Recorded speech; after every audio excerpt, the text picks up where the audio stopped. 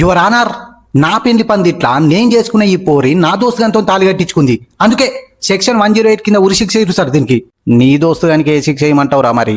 అనికి కఠిన కారాగార శిక్ష ఇరు సార్. పాలు పోసి పెంచుకుంటే పాములెక్కై నన్నే కాటేసిండు కొడుకు.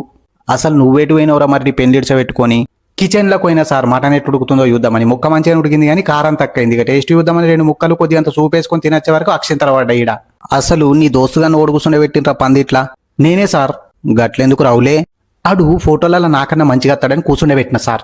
ఇక ఈ గుడ్డిది ముఖం చూడకుండా ఆంతోనే తాళి కట్టించుకొని నన్నే డొని చేసింది. అయినా ఎంగేజ్మెంట్ రోజే అలా డాడీ 10 లక్షలు కట్నం అడిగితే 20 లక్షలు నా చేతిలో పెట్టి పైసలు అత్తయిపోతాయి కానీ నా బిడ్డ మళ్ళీ మా ఇంటికి రావద్దన్నప్పుడే అర్థం చేసుకోవాల్సింది సార్ దీని గురించి. లాస్ట్ ఏమంటావురా మరి?